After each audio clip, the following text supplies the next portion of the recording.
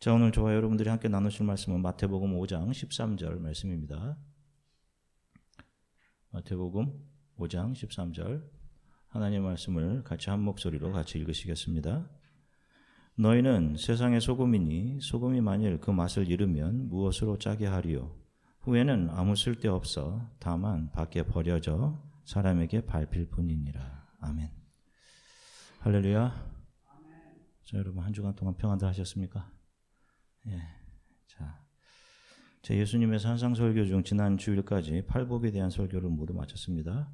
오늘은 계속해서 이어지는 산 위에서의 예수님의 설교 중 소금에 대한 예수님의 말씀을 살펴보도록 하겠습니다. 자, 오늘 본문 역시 표면적으로 보면 성도들이 소금과 같이 세상 속에서 맛을 내어서 이 세상을 살맛 나는 세상으로 변화시키는 그런 변화의 주체로 살아가야 한다는 도덕적이고 윤리적이며 행동 강령의 의미로 해석하고 적용할 수 있습니다. 또 소금의 또 다른 대표적인 특징이 부패함을 막는 것입니다. 그래서 우리 교회가 성도가 세상의 부패와 부조리, 타락에 대해서 분연히 일어나서 그런 부패와 타락을 막는 역할을 해야 한다라고 생각할 수 있습니다. 자, 신앙생활을 오래 하신 분들, 교회 오래 다녀오셨던 분들 아마도 오늘 본문에 대해 이런 식의 설교를 들어오셨을 겁니다. 그런데 여러분 아십니까? 이 역사 가운데 가장 타락했던 영역들 중에 하나는 바로 종교의 영역이었습니다. 교회가 그 중에 있었단 말입니다. 교회라고 하는 이들이 교회의 이름으로 수많은 악행을 저지르고 그것을 빛과 소금의 역할이었다고 정당화했단 말입니다. 이 역사 속에서 일어났던 수많은 전쟁들이 다 종교의 이름으로 하나님의 이름을 들먹이며 일어났던 일들입니다. 자, 세상에선 그렇다 치고 여러분들은 집에서 이런 소금의 역할을 그러면 표면적으로의 소금의 역할을 잘 하고 계십니까? 가정이 신선함을 늘 유지하도록 자기를 녹여내어서 맛을 유지하는 소금의 역할을 가정에서 잘 하고 계시냐고요? 내가 죄인 중에 가장 괴수입니다. 이것을 고백하는 사람들의 모임인 교회가 무슨 세상을 변화시키는 주체가 될 수 있단 말이에요. 여러분 그런 자격이 있다고 생각하세요? 교회 건물 안에서도 몰상식이 보편화되고 있고 교회가 부패의 온상인데 하나님을 이용해서 자신들의 배를 채우고 무슨 세상의 부패를 막는 역할을 합니까? 어떻게 보면 교회가 세상보다 더 썩었고 그걸 또 자기들만 모르고 있어요. 그런 교회 아닌 교회들이 얼마나 많은지 모릅니다. 그런 교회들이 겉은 화려합니다, 여러분. 눈에 보이는 것에 치중하기 때문에 홈페이지는 무슨 대기업 홈페이지인 것처럼 성도들의 헌금으로. 자, 요즘 미국에서 크리스천들이 가장 많이 읽는다고 하는 English Standard Version Bible Study Bible에서도 이 부분을 우리 크리스천들이 이 세상에서 곳곳에서 맛을 내는 삶을 살자, 세상의 부패를 막는 소금의 역할을 감당하자, 이런 도덕적인 삶, 실천적인 삶을 살자라고 해석을 해놓았습니다. 그러나 여러분, 성경은 우리들에게 도덕적이고 윤리적인 삶을 요구하지 않습니다. 그런 거 가지고 와라 라고 하지 않아요. 성경은 언제나 우리들에게 예수님 앞에서의 회개를 요구합니다. 8가지 복 있는 사람에 대한 설교가 그런 것이었잖아요. 누구를 보여주시는 것이었어요? 그 8가지에 예수 그리스도를 보여주는 것 아니었습니까? 그분 앞에서 내가 정이었다라고 생각했는데, 내가 선이라고 생각했는데 아니었구나. 부족하고 죄인인 자신을 발견하게 하고 그 예수의 발 앞에 엎드리게 하시는 거예요. 여러분들이 오늘 그 회개의 자리에 계시다면 여전히 여러분들 보시기에 많이 부족하고 종교적인 행위들 많이 내놓지 못해도 여러분들은 십자가의 길을 잘 가고 계신 것이 맞는 것입니다.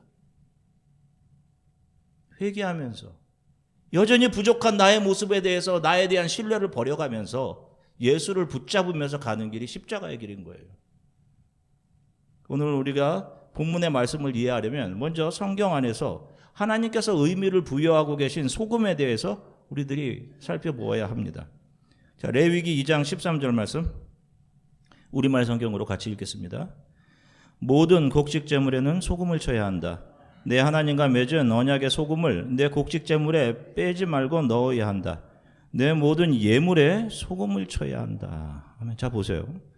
자신이 지은 죄를 용서받기 위해서 하나님의 백성들은 반드시 하나님께 제물을 가지고 와서 제사를 드려야 했습니다. 그런데 오늘 보면 곡식 제물에는 반드시 소금을 뿌려야 한다. 모든 예물에 소금을 쳐야 한다라고 말합니다. 자, 그러면 왜 곡식 제물과 예물에 소금을 치라고 하셨을까요, 여러분? 맛 때문일까요? 단순히 맛 때문이라면 왜 향에도 소금을 치다라고 하셨을까요? 출애굽기 30장 35절 말씀입니다. 같이 읽겠습니다. 그것으로 향을 만들되 향만 만드는 법대로 만들고 그것에 소금을 쳐서 성결하게 하고. 자, 보세요. 지성소 앞에 있는 향단에는 항상 향을 꽂아 두었는데 그 향을 만들 때 거기에 소금을 치라라고 하십니다. 그런데 나중에 이 향에 대한 해석을 요한계시록에서 하고 있죠. 그 향은 성도들의 기도다라고 하잖아요. 그런데 그 성도들의 기도, 그 향에 소금이 반드시 가미되어야 한다라고 하는 겁니다. 자, 모세오경, 창세기, 출애굽기, 레위기, 민수기, 신명기, 이 모세오경을 토라라고 하는데 이것을 쉽게 풀이해서 정리한 것이 AD 200년 정도에 나온 미시나라고 하는 책입니다. 랍비들이 가리키는 책이죠. 이 미시나에 의하면 심지어 짐승을 불에 태워드리는 번제, 그 불에 땔감에도 소금을 뿌려야 한다라고 그렇게 말합니다. 자, 왜 하나님께 드리는 제물과 그 제물을 태우는 땔감에까지 소금을 뿌리라라고 하셨을까요? 자, 추측할 수 있는 것은 소금이 거룩함과 관계가 있구나 하는 것입니다. 자, 제물에 뿌리는 소금을 뿌리는 의식을 통해서 하나님께서는 장차 인간들을 거룩하게 할 하나님의 구원의 계획을 그 안에 담아 상징적으로 보여주고 계신 것입니다.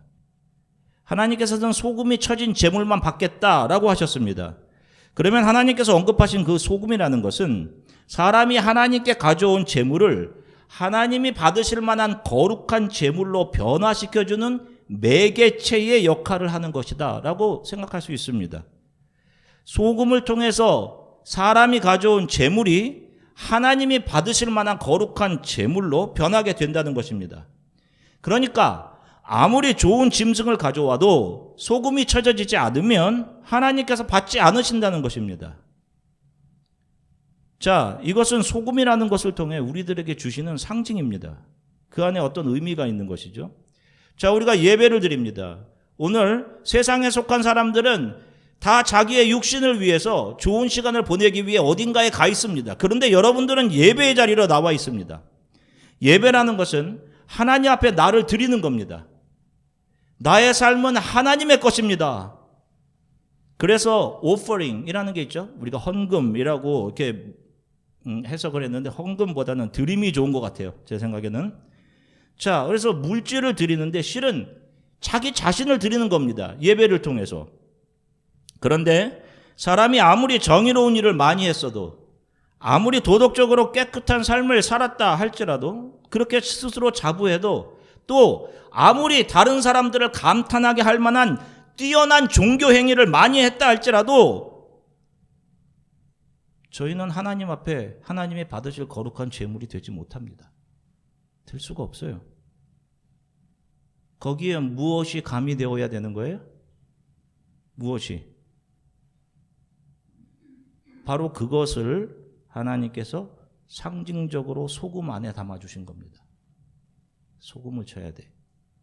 제물에 소금을 치는 것은 장차 이 역사 안으로 오시게 될 여인의 후손을 통해 인간들의 죄를 용서하시고 그들을 하나님의 자녀로 받아주시겠다는 하나님의 약속을 매번 제사를 드리면서 기억하면서 제물을 드리도록 하신 하나님의 장치였던 것입니다. 그것이 소금이었던 거예요. 제물에 소금을 쳐야 하나님이 받으시는 것처럼 그 여인의 후손 메시아를 믿고 바라고 소망하며 그것을 소금 뿌리듯이 그 제물 안에 담아 하나님께 드릴 때 하나님께서 그 제사를 받으신 겁니다. 가끔씩 질문을 하십니다. 구약시대 사람들은 목사님 어떻게 구원을 받은 건가요? 율법을 잘 지켜서인가요? 아닙니다.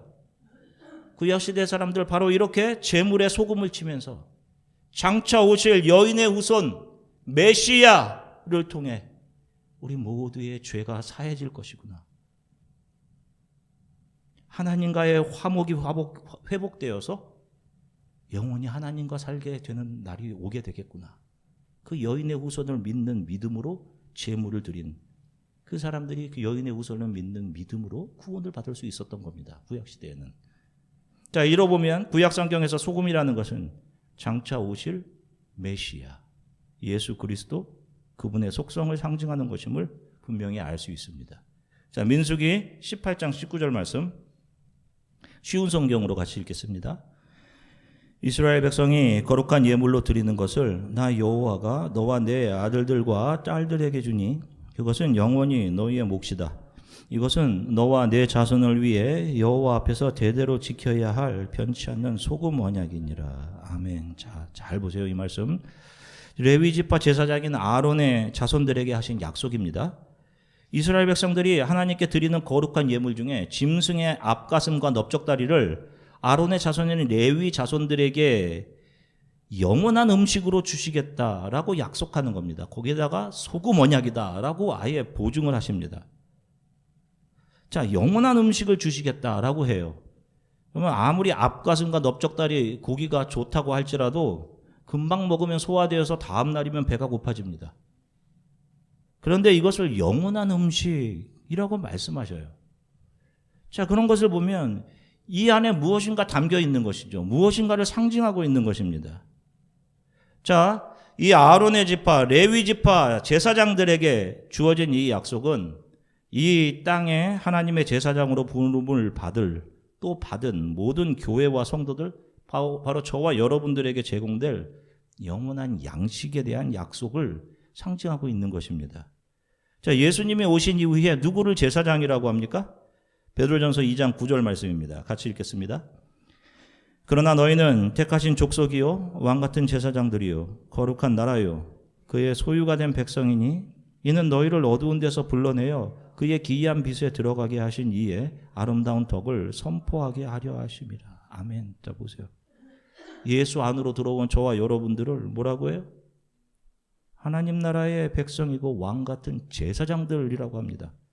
그러니까 아까 우리가 읽은 민수기 18장 19절의 약속은 단순히 레위 지파 아론의 자손들에게만 주어진 것이 아니라 예수 그리스도를 통해 거듭난 이 역사 안에 존재하는 모든 성도들에게 주어진 영원한 양식에 대한 약속을 하고 있는 것입니다.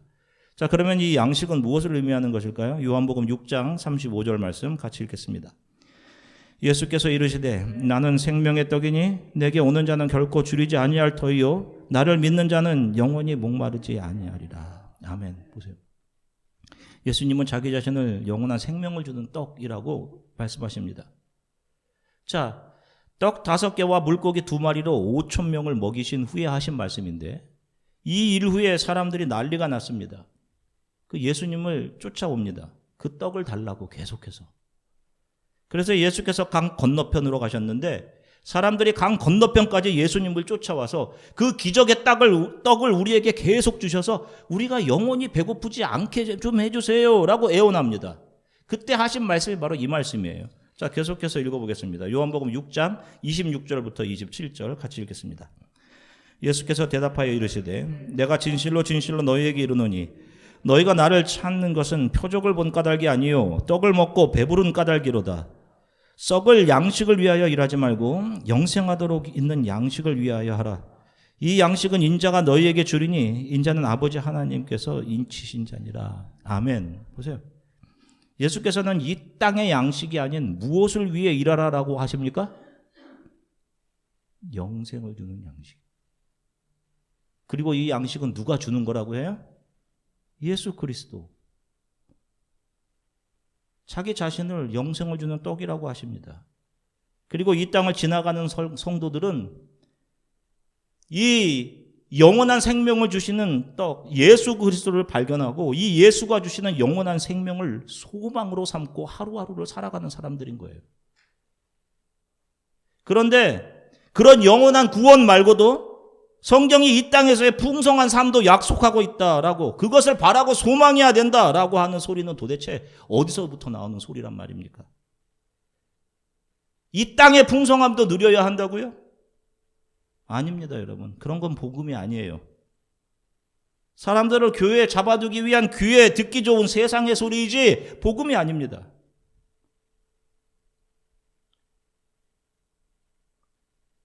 영원한 생명이 성도들에게 전부인 것입니다. 무슨 다른 땅에서의 풍성한 삶을 구해요. 말씀을 지키지 못해서 풍성한 삶을 우리가 누리지 못한다고요? 그러는 본인은 말씀을 잘 지킵니까? 신율법주의자들.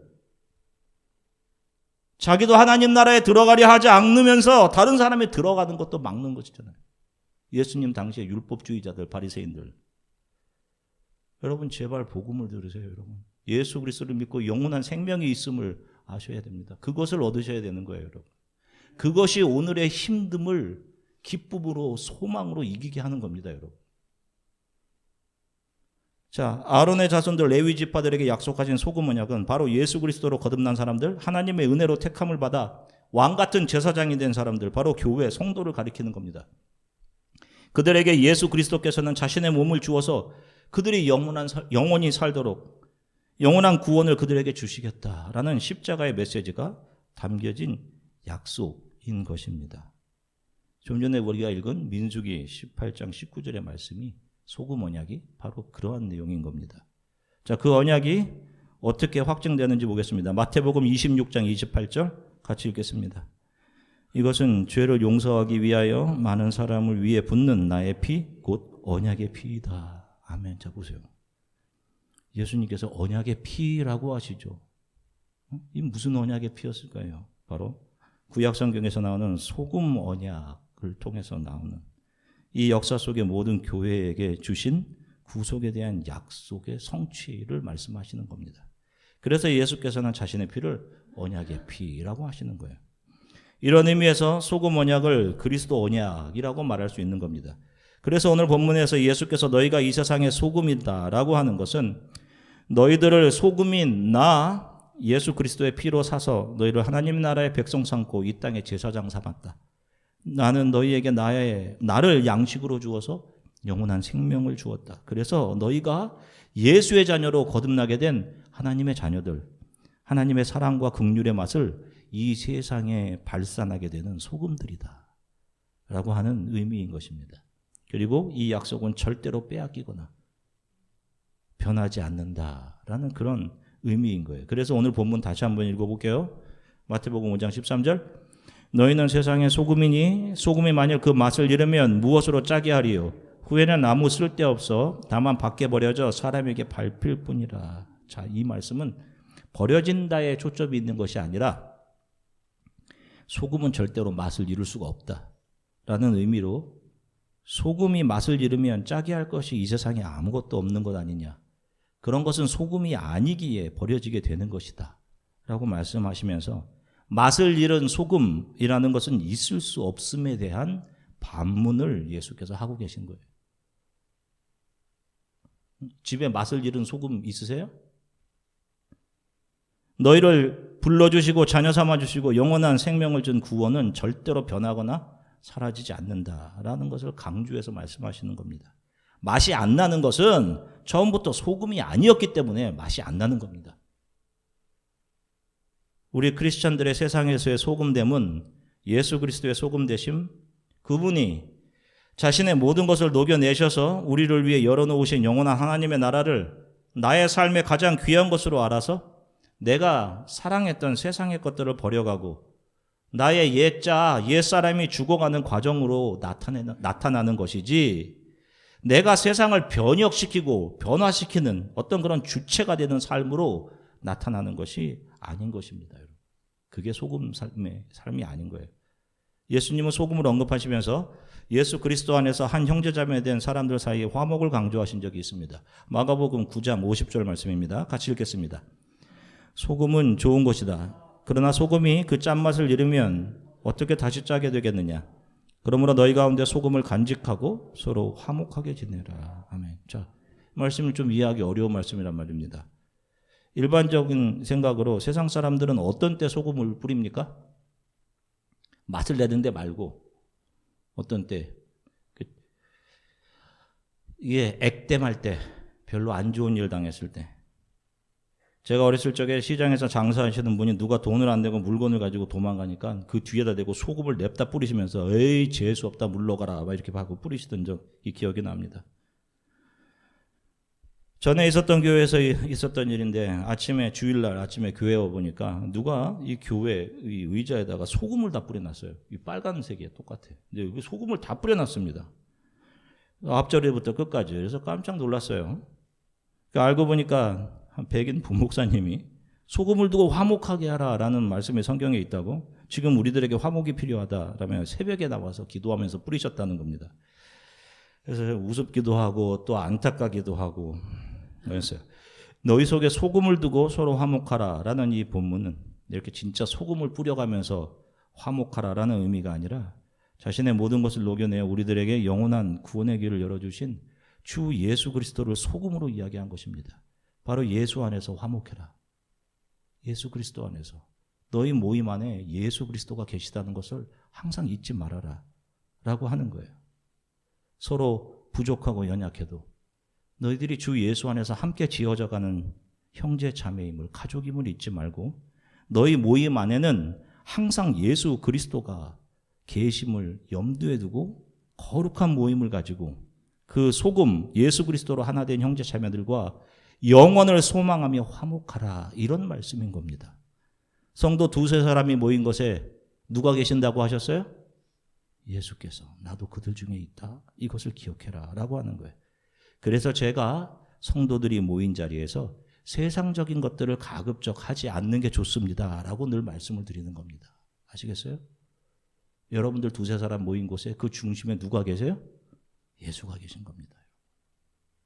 그렇게 계신데 여러분 거기서 방종하면서 하시겠어요? 세상 이야기하고.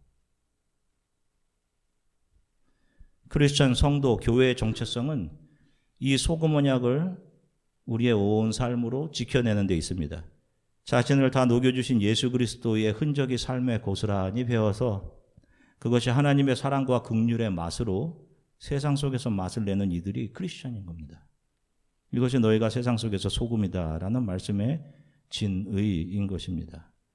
내 자아가 살아서, 내 정의감이 살아서 내가 무엇을 해서 이 세상을 변화시키겠다라고 덤벼드는 사람들이 아니라 오히려 그런 나의 정의감과 나의 의로움조차 선할 수 없음을 알고 나의 생각과 판단을 주 앞에 내려놓고 또 한편으로는 자신들이 가지고자 달려가던 그 세상의 가치 추구함들, 성공회로의 행진들을 멈추고 예수께서 보여주신 자신을 녹여주심, 그 사랑의 희생을 자신의 몸으로 고스란히 세상 가운데 증거해내는 사람들이 소금의 삶을 사는 사람들인 겁니다.